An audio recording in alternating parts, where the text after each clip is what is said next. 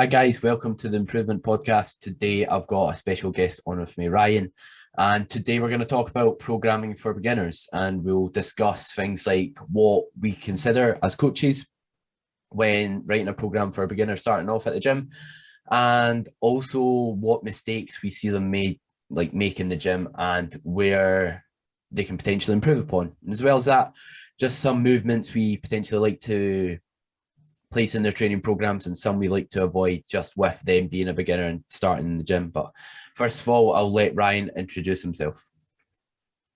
Nice one. So first of all, just want to say thank you to Charlie for having me on. This is my first experience of being a guest on a podcast as well. So hopefully this goes well. I'm a PT in Aberdeen and I do online coaching as well.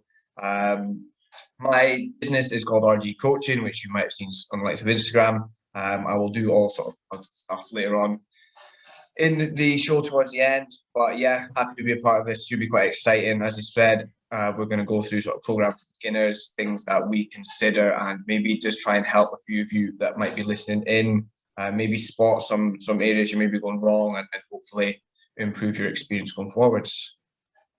Thanks for that, mate. So first off, we're going to talk about what do you actually consider when you get someone who's new to online coaching and new to the gym? Obviously a bit of an open-ended question, but feel free to take it where you like with it. Yeah, I think right off the bat, there's obviously some obvious ones that you consider. Sort of how old are these people? Because I don't know about you, but I get sort of different ages of clients. Some as young as 17, 18, some into the 40s. With age can come often with past experiences of whether that be injuries, sports related, or sort of medical conditions, that kind of thing. So age and injuries kind of paired up together there. We've also got goals. Everybody's goals might be slightly different. I mean, some people are really into bodybuilding. They want to step on stage. They want to do photo shoot, something like that. Whereas some people just want to just generally build a little bit of muscle and improve their physique, feel more confident with how they feel. So how you're going to program based around those two different goals are going to be completely different. Things like the gym that they're working out of, not every gym has fancy equipment. Things like a hack squat, you don't see that in every single gym. So you need to be aware of what they have available at their disposal to then program for them. Things like their time available to train. Not everybody can train 5 times a week. So again, you're looking at the split. How long do they have to spend in the gym? If they've got quite a busy lifestyle and they've only got 1 hour to head to the gym, again, you're going to have to consider how you set those sessions up. There are then obviously some not so obvious ones, which maybe you'll pick up, things like a consultation form, a consultation call, all things that really you want to check up before you actually get into the programming. You'll do a physique analysis, maybe their initial pictures, have a look. If you've got quite a young guy who's kind of been, let's say, drawn into the sort of standard chest and biceps 3 times a week workouts, you're going to want to look at bringing up the legs. You're also going to tie that into the goals. I mean, if it is stepping on stage, you obviously want a well-rounded physique, so you might look at sort of specialising their program and bringing up certain areas. If they've had a little bit of time in the gym themselves, you'll also look at maybe their background beforehand. What are they doing right now? You could have some areas of their program that looks all right, and you can almost let them continue to progress on some of it, and then you can bring in some new stuff. And again, age as well. You might have some younger guys who are really interested in maybe going and doing their qualification themselves. I've got quite a few within my lot that they're really into the gym. They want to learn. So maybe almost making their program not necessarily totally advanced, but having some advances in it will help them learn and then also really want to apply themselves in it because they've got kind of a little bit more, not necessarily fancy things in there, but a little bit more advanced things that they're seeing the guys they're watching on Instagram sort of doing and they're sort of living up to be like. As personally, I don't see harm in having some slight advancements in it, things like maybe drop sets or rest pause sets or something like that, because that can make it quite interesting for the individual. But like I just touched on there, it's going to be totally individual, and it's just trying to consider that. Yeah, definitely. Going off that point, what you're saying about drop sets, supersets, that sort of thing. One thing I want to touch on is just adherence. So as you were saying, exactly. people have got different like different responsibilities. Not everyone's going to be able to spend 5 days in the gym for 2 hours. So yeah, great point that. And that that's something I consider with my programming. Like if I've got someone starting out, it's like you can get away with putting a superset in there for your arm training. You don't have to spend like a couple minutes resting between sets for your arms and then do like 3 different exercises all the time. So a big part of it is just making it like sustainable, because obviously it's about putting it right down to the basics. But if you're not going to stick to the training, regardless of how good the training program is, you're not going to get results from it. It's a case of making sure it's sustainable, like long term, and then that's where results come from, because anyone can like commit to a program for like a week or two, but that's not where progress comes from. Like you're only going to put so much muscle on in a week or two, regardless of how consistent you are. It's just about making it sustainable, like long term. And as you were saying as well about people's like time frame, not everyone can spend ages in the gym. There's also like if you're coaching like parents and they've got responsibilities, there's no point putting them in the gym like 5 days a week for 2 hours, because they'll probably have a lot to stress about. They might have like I said, children, they'll have a job. They're not going to have the time. And if you're overwhelming them with training, it's just going to like just put their stress through a roof. And as a result, they're not really going to be in a great position to recover. They're not going to be in a great position to progress. And then you're just kind of shooting yourself in the foot in that aspect. So I'd want your opinion on something actually. What do you see when you're like programming for clients? Where do you like to begin with exercise selection? Do you like to put like the big three movements in? Do you like to program the squat, the bench, and deadlift? I'd like to hear your opinion on that.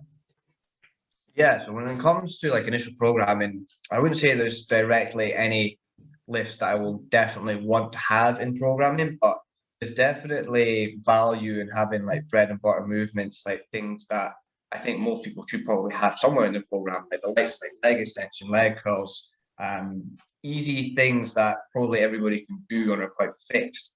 Something like a chest press machine, and then some form of lat pull down variation should kind of be in everybody programming, but how I decide which kind of variation I'll give them will probably depend on that individual exactly.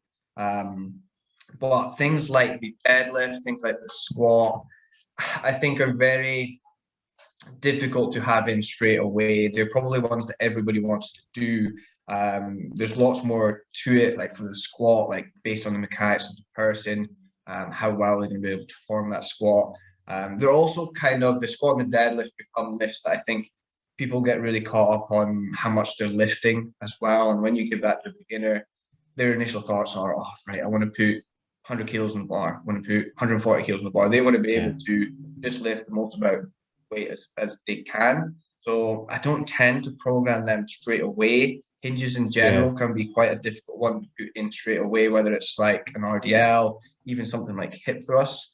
I tend to stick to probably the easier, more machine-based exercise to begin with, leg extension, leg curl, chest press machine, standard lat pull down, probably with some D handles, and really get to know how do they move first, how does their technique look like, especially when it comes to online. You don't want to just throw them into the deep end and have all these advanced movements. So generally, to answer the question, I'll stick to the simpler ones. It's also going to depend on what they have available to them. And most likely they're going to have these easier machines. Yeah, off the back of that, something else, like when I'm considering programming, it's like some people have never stepped in the gym before, so it can be a daunting place to be. So if you're telling them to do like a barbell back squat, that can be like a negative to that. It's like some people can't even do like a squat without a bar. You know what I mean? And if you're asking them to do a barbell back squat, one, they probably won't even do it if you program them it. Two, they'll potentially get injured, and then they might just like lose all confidence with the gym, be embarrassed, not even want to go back type thing. So that's something, as obviously important to consider.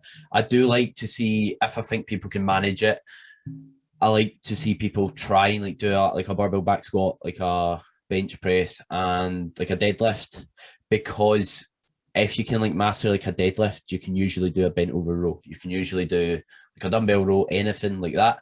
Same with the squat. Like if you can do like a barbell back squat, you can usually do split squats, like lunges, because the principles that apply for like doing a barbell back squat usually transfer over to when you're doing any other leg movement. It's like you want your knee traveling over your toe most of the time. You want to brace. You don't want to have your background in an awful lot, that sort of thing. Like that's one benefit I see to it, but I definitely agree. As you were saying, not everyone's able to do them, and it's just not always the right call to program that as a beginner.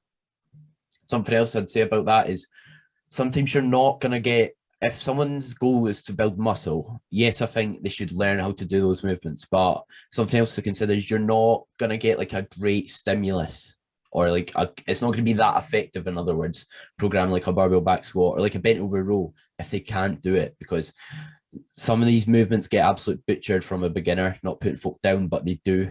And if like someone is basically like upright trying to do a bent over row because they can't get the form right, that's not going to produce a lot of like stimulus on your back. You know what I mean? It's not going to grow your back an awful lot, which is where I see the pitfall for that. So is there any movements you like to avoid? Oh, yeah, you potentially just answered that, sorry, but is there any other ones you like to shy away from, or that? Not particularly. I mean, I've worked with all different kinds of people. So I've worked for people who just want to grow a little bit of muscle up to people who have competed strongman. So like, I think it really comes down to the individual. But as I covered in that last question there, hinges are probably the one that I kind of not stray away from to begin with, but I'm very careful with them because obviously the room for error and possible injury is not good. You get something like a deadlift wrong, and you could be in great pain and out training for a long time. So generally, as I said, I'll keep it to machines. Machines allow them to build up a knowledge of how to control the movement, be able to practice eccentric control, changes in direction, that kind of thing initially. When it comes to, I think everybody should have a hinge in their programming. And don't get me wrong, but when it comes to hinging, I'll start with sort of easier things. If they've got like a hip extension or something in there, try and get them to use that, which can be difficult to cue, but at least they're going to be probably a lot safer. I'll maybe venture into like a dumbbell RDL from there before probably moving into a bar.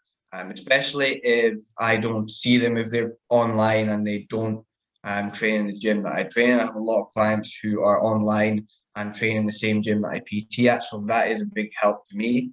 But generally, hinging is the one that I'll be the most careful with.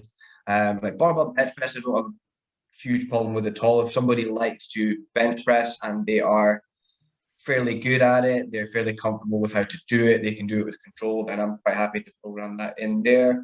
Squatting, again, quite comfortable to have that in there if they are confident with it. It all comes down to how does that individual perform the exercise, how like new are they to training. If they're completely raw and they've never set foot in the gym to begin with, then probably I'm going to avoid bigger free movements with the barbell initially until they can build up skill level to control eccentrics, keep themselves safe, position themselves properly.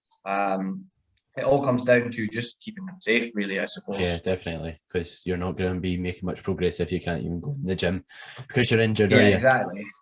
But as you were saying about like introducing a hinge, I similar to you, I always like introducing a RDL if I'm putting one in their program, because I think an RDL, it's much simpler than performing like a deadlift off the ground or that, because I just like to cue pushing your hips back. It works well for most individuals because there's not a lot of stuff going on compared to like a conventional deadlift. It's more just pushing the hips back, and I feel like quite a lot of people get along well with that, and then from there they can be introduced to like a conventional deadlift if I think it's necessary, or any other movement. But on that tangent, do you program much conventional deadlifts? Like, what's your stance on them? Do you think it's like got much benefit in like back development, or? Yeah, I think it does have a place, and I think certainly early on, when you're pretty new to training and you have sort of brought up the skill level to have a deadlift in there, it can be a very good builder to begin with. For me, I think deadlift from the floor is just good for overall posterior development. So whether that be hamstrings, glutes, lower back, lats, upper back, traps, like you're going to get a little bit of everything there. And if you can be adding weight to that lift over the time, say for your first 2 years of training, there's no doubt you're going to be building muscle in that posterior chain. I think just as you get further and further on into your sort of training life, and the weight you're lifting becomes more and more, you can then, in my opinion, I think you can argue, is the stimulus worth the fatigue that you sort of crank up from that? You probably know yourself. I've seen you lift a lot of good weight on your stiff leg deadlifts. The amount of fatigue that you create from that day knocks you for six the next day. And I think as you become more experienced, you've got to try and weigh up that stimulus versus fatigue argument. Is it worth it? In some cases, it's not always worth it, I think. Yeah, that's a very, very valid point. Going off that, something else that I think people go wrong with is when they like are programmed for beginners, or if someone's a beginner, they think, oh, like this isn't great for building my back because it's going to train other muscle groups and that. You don't, like with a beginner, you don't need to isolate like a muscle group. You can get away with doing like the big bread and butter movements like a deadlift. It's like same with a squat. You get the argument you don't have to squat to build big legs, which I definitely agree with. But when you're a beginner, you're not used to touching weights in the gym. So regardless if a barbell back squat is built for you perfectly, you're probably going to grow some amount of quad and a hamstring, glute doing a barbell back squat. So that's something I think is valuable about those movements, because yes, you could jump on a hack squat machine and it will train your quads better, but you don't need it. You know what I mean? You could get away with doing a barbell back squat, loading your lower back, maybe getting some development there. And same applies for like the conventional deadlift. And as you were saying, fatigue isn't really an issue when you're a beginner. And just for those who don't know, fatigue's just physical mental tiredness. You get from moving, basically the more weight you do, usually the more fatigue a movement will generate, the more tiredness you'll get from it. And that basically knocks on to your future sessions. And that's not really something that's the end of the world for a beginner, because you're not going to be super strong. So yeah, I appreciate that. That's definitely a valid point. And is there any strategies you like to introduce to programming to make your sessions effective yet sustainable? Because like we were saying at the start, everyone's got different time frames where they can train. Not everyone's got 2 hours, 5 days a week. So what do you like to implement to make sessions effective? Yeah, I think that's quite a good question. Something that I've been doing recently for sort of busier people is trying to implement like a rolling split. So it's more so for people who maybe set off with the intentions of trying to train maybe 4-5 times per week, and they sort of slowly begin to realize that maybe they can't do that every single week. So an example would be setting up a split with like legs, push, pull, upper, lower, something like that. And instead of them trying to get like caught up and trying to fit that in across 7 days, they can kind of just roll it on. So say they only get in the gym 4 times per week and they've still got 1 session to finish for that week, they can just carry it on to the next week. And as long as you have the sessions laid out in a way, or the split laid out in a way that every muscle group still gets trained every 4 to 5 days max, you're going to be okay. And I think that's helped a lot of clients recently, because when they get caught up in this idea of not being able to get all the sessions done in the week, they become very overwhelmed. So having it laid out in that way, it helps a lot. But it only really works when some people are training sort of 3+ sessions per week. Because obviously you want to be trying to hit the muscle, ideally like once every 4 to 5 days, depending on recovery, depends on volume and stuff like that. But that's something I've implemented recently. Assigning rest times within sets as well, depending on what it is, like isolation movements, I think you can definitely assign less rest, and that can keep people on track for the session instead of taking way longer than they need to. Log booking as well, I think just being able to go into the gym and know exactly what you're doing makes a huge difference. Because when you go in and you've got no idea what weight you should be aiming for, you end up taking ages. You do more warm-up sets than you need to. Whereas if you're logbooking very consistently and very well, you can pre-plan exactly what you're doing, and that's going to take a lot less time when you go in. We touched on it as well, or you touched on it as well. Supersets, again, arm work, you can definitely superset. It just allows you to get a little bit more done in the same amount of time. Things like rest pause sets, drop sets as well, can help just to bring overall volume up so that they can get a little bit more. I'm sure you've heard the term like effective reps. Yeah. They can get more effective reps within the session as well. Would be kind of another thing I might do, just to get more stuff get more things out of the session. The trick with that is it's just making sure they're going to keep that up. Because it's very easy to throw in a drop set at the end 1 week and then I'll skip it next week. So it's very individual, but those are things that I would probably do just to keep things effective with time. Yeah, I agree with them. And as you were saying about like rest in between sets, that's something I've changed myself. So obviously, like with my approach to training, I believe you're similar. Like you always want to like progress like the load. Like you're trying to progress the weight, get stronger on a weekly basis. As a result, you don't want to like rest too little and have basically a knock-on effect to your next set. But I've been just spending a bit less time resting in between warm-up sets and resting in between like arm work and small isolation movements. And as a result, like I got soreness in my arms that I basically never get after my arm day. And I got through it like 45 minutes quicker.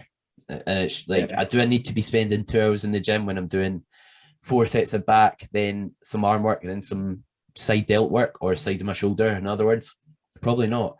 So like you were saying there, yes, you shouldn't jeopardize your sets and rush them, but how much do you actually need to rest between doing like biceps and triceps? So yeah, definitely agree with you there. And going back to like things like the deadlift, you can tell I like a deadlift myself. Compound movements are quite useful for that because you can get a lot done in a short period of time. Like as we were saying about the deadlift, you could do like a movement for your traps, you could do a movement for your upper back, then you could do a lat movement, then you could do a movement for your rectors, the big bits of muscle going up your spine for those who don't know. But you could just do a deadlift, you know what I mean? And yes, a deadlift takes quite a lot to like warm up for and perform, but it's quicker than doing 4 movements in the gym. And that takes us back to just making things sustainable. It's like, do you actually want to do like 4 different exercises for 4 different parts of your back where you could just do one exercise? Yes, on paper it might be less effective, but if it's sustainable, that's the main thing at the end of the day, isn't it? Any other things to comment on with that subject, or think everyone's covered? No, I think pretty good there. Yeah, I think that's kind of how I will work things to make time pretty effective. It comes down to the individual. There's usually things that you'll come across, just feedback from your clients with regards to, I'm not getting this done right. What can we do to make this more effective? But that would be the main things I would go to. Yeah, to summarize, as well as like rest and short period in between sets, as long as you're progressing over time, then you're probably taking enough rest. Like if you're adding weight to the bar, then I don't think you're resting too little in between your sets, especially if you're seeing visual changes, which you will if you keep getting stronger and stronger on a weekly basis. And next up, so I want to touch on, if you like, why you can't just copy someone else's program. So see that quite a lot in the fitness industry of people selling like special program type things. And the truth is, like, nobody's a one size fits all approach. It's like my program will be different from yours. We'll have different weaknesses. Some muscles will recover better than others. So where do you see people mess up? And like, why do you think people can't just copy someone else's split or program? Yeah, I think you touched on it a little bit there as well. But I think thing is, this program has been built by somebody else. They probably are a different height from you. They're different build from you. They have different strengths, weaknesses, different goals. Again, kind of linking back to the first question, there's some pretty obvious ones as to why you would maybe not copy. As I said, it's come down to like that person's physique requirements. They're not going to be the same as yours. The program might not be suited to your level. It might contain movements that you've never done before. You might not even have the actual equipment at your gym that this program has, and that program is probably not going to offer any kind of swaps or anything, because this is just going to be a one-off program that's sent to you. There's not going to be any kind of support attached to it where you can be like, okay, I don't have this, so have this instead. I mean, some do, but for the vast majority, they don't. If you give this one-off program to 100 people, you're going to find everybody has a different goal within it. Some slightly not so obvious ones, things like how your body is built. We touched on like the squat. The squat might not be mechanically as suited to one person as it is to the next. You touched on recovery as well. This program could have a whole load of, like, say, chest volume, and your chest just can't cope with that amount of volume, and your recovery's in the gutters every single week. I mentioned a little bit there about like skill level. You could have, again, advanced movements in there that you're just not ready for. You don't have the skill accrual of, like, as we talked about before, eccentric control, good change of directions. These things need to be built up, and the exercises you use need to suit that level that you have.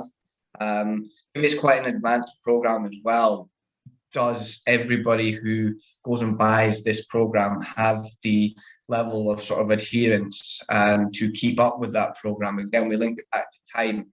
Somebody gets given a 5-session-a-week program.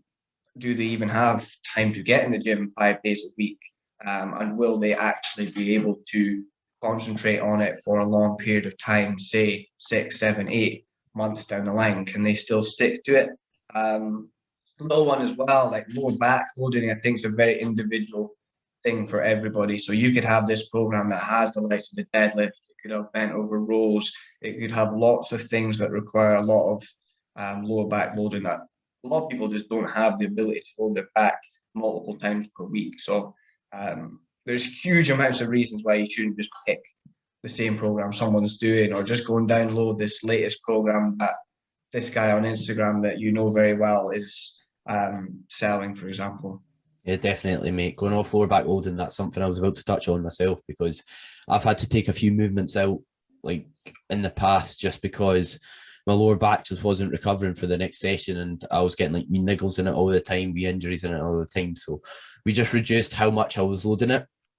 As a result, I've not had any issues ever since. But saying that, if like one of my clients, for example, he's doing a bent over row, he's doing a barbell squat, and also doing like a deadlift variation, and he's recovering fine, so why wouldn't you just run with that? But not everyone can do that, so that's where it has to be tailored for the individual. And if you're a beginner, you can probably, obviously it's not this, everyone will be different, but most of the time, if you're a beginner, you might be able to have a bit more lower back loading in place, because you're not pulling excessive amounts off the floor, you're not squatting mad amounts, and same with your deadlift. And something else to touch on is just your ability to train hard, because rarely, you see this with some individuals, but rarely you get a beginner in the gym and they can train to true failure. So if someone's, let's say they watch someone high up in the industry like Jordan Peters, and they see him doing one working set on deadlifts, so they think, oh, I'll do one working set, whereas they probably aren't training close to failure at all. Like, without obviously belittling people, when you step in the gym, you just don't have that ability. It takes practice. It's a skill, and it takes time to learn it. So you're not going to be able to grow very well off one working set, whereas Jordan Peters might. So that's something else to consider. It just takes time. And again, injuries. So similar to lower back loading, some people just can't tolerate certain movements. So some people might get on well with like a barbell bench press because they've got shorter arms, their shoulders are great. Whereas if you put someone else on who's 50 years old, they might have like shoulder issues, they might have like surgery done to one of their shoulders type thing. So you can't just, again, like we were talking about, just take a movement and run it yourself. Just because it works for someone doesn't mean it will work for someone else. And again, as you were saying, what do they need to prioritize? So I'm training my back during my leg session when I'm doing deadlifts, on both my upper sessions and on my arm days, and my back's recovering from it.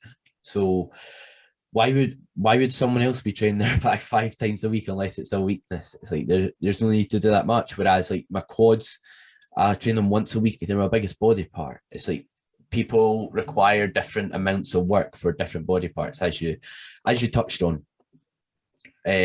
So have you got anything else to comment on that, or do you think we got everything? No, I think you made a good point about each person's ability to train at a certain intensity. If you're given, especially beginners like we're talking about, you can't really just give a beginner this program that features just a top set and a back off set, which is very common sort of style of training that everybody adopts right now. They probably don't have the skill or like the tolerance to train right to failure at the moment they start training. So something like that's not going to be very effective. They're probably going to need something that features like 3 sets per exercise just to get the most out of it. So I think that was quite a good point you made.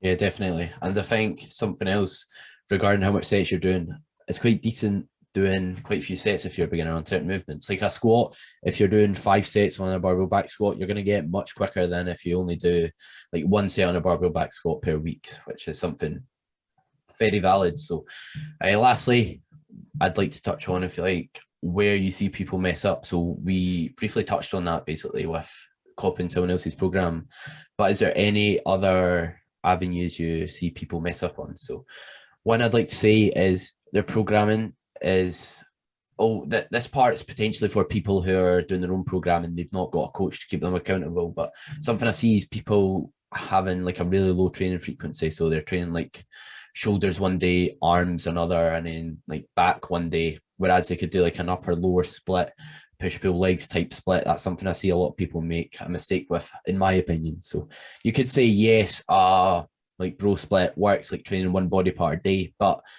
how quickly are you going to learn technique for certain movements if you're only doing them once a week again?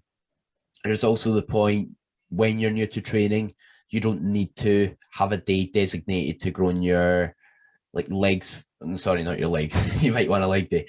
You might not need a day directed towards your shoulders, because if you do like a upper body day, you do like a dumbbell lateral raise or any other shoulder variation, and you do some pressing exercises, your shoulders are probably going to grow because you don't need a ton of work. Because if you train hard and eat right, you'll grow like a weed, because you've not touched weight before. So you're so used to it. It's such a new stimulus that it's just not necessary. So what's your opinion on that?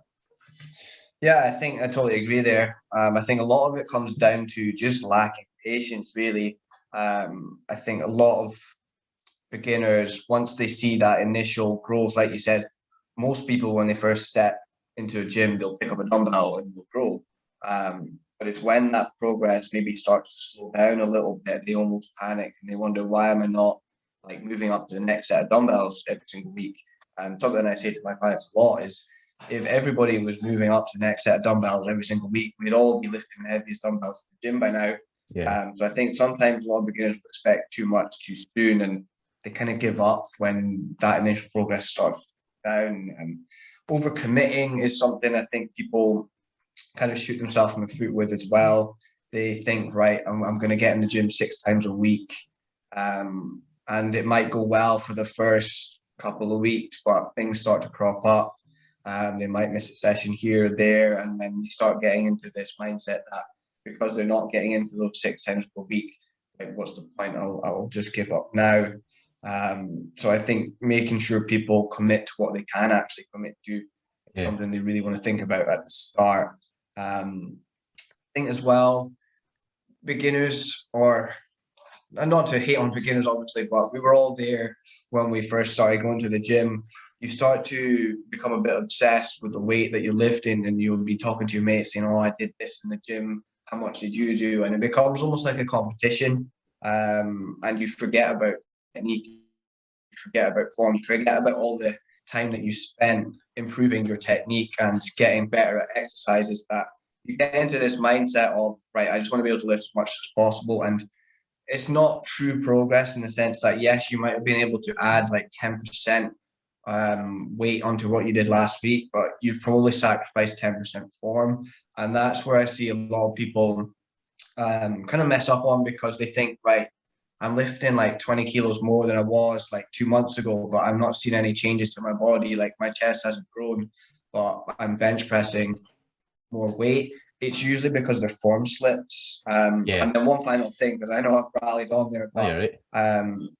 is this kind of like, you might have heard the term like people see shiny things or they think the grass is greener elsewhere. And a lot of this comes into social media. I mean, you talked about Jordan Pierce, and I think he's a very good example.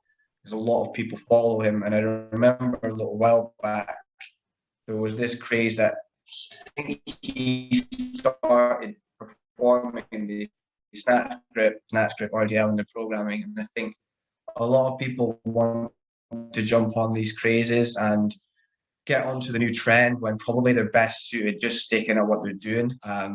Yeah, And that definitely. can hold people back by wanting to swap things around all the time, where you want to just spend a good bit of time getting as physically strong as you can at the same things.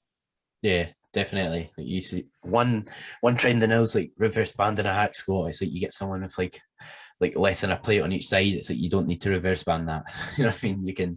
You can just do it with the plates on and you'll get plenty of stimulus from it. But I definitely agree with what you were saying about just people not having patience with progressions, because like you were saying, one of my clients, their dumbbell press stalled, and I was telling him, like, I went on Instagram, I saw like someone like an IFBB bro, like bodybuilder, and he's doing like 20 kilos more than him. It's like, that's not a lot. It's like, if you progress at the same rate you progressed at like the last year, you're going to be lifting like 100 kilo dumbbells in a couple of years. And it's like, not to set limitations, but that is it's pretty hard to do. So yeah, definitely agree with that aspect of what you're saying. And again, with people thinking the grass is greener on the other side, it's just a case of sometimes rinsing and repeating, because when you're in like in a gaining phase, it can be hard to see progressions in your physique. You might think it's not working, but you've just got to be consistent, like, and log your sets and see trends over time. And then if those trends over time aren't moving, then you could potentially change something or then look to do something. But if like you've stalled after a week, then like it's 1 week, you could have been out that weekend. It doesn't mean you should need to change the exercise. They're going off it. What I think beginners could potentially do better. We've just full podcast just slating beginners in the gym. I know. It's just trying to be a bit more consistent with their sleep and their food, because like a few of my clients are just struggling to like eat their food and that. And it's like it's needed if you want to grow muscle. You can't just not eat. It's like it's a pivotal part if you want to put on muscle growth, because without that fuel there, without giving yourself the building blocks to like build muscle, it's not got any reason to. Yes, you'll put on some muscle and you could potentially like recomp, so lose some fat and build some muscle, but you're not going to make drastic progress for your physique. And long term, it just definitely pays off being in a gaining phase for sure. So have you got anything else to touch on with that aspect, or is that yourself? No, I think you made quite a good point there. Like, it's not just like what you do in the gym. People underutilize the things that are not necessarily easy, but like eating and sleeping, like even simple basics like drinking enough water.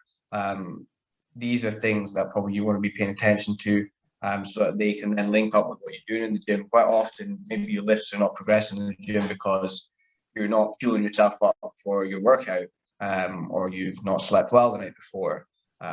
Things like that need to be paid attention to as well.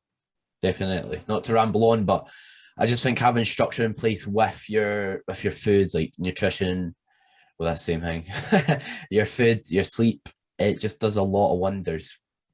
In terms of, if you know what gives you energy before your session, you'll perform well. If you eat so and so before it, then you're kind of setting yourself up for success consistently with your sessions if you keep that in place. So not that you need to eat the same thing every day, but I think just having a base structure and base plan will reduce stress, make you more likely to hit your boxes on a daily basis. So I think it's very valuable. So next, what's your goals and aspirations for the future? So right now, like my biggest focus is really just trying to grow my business.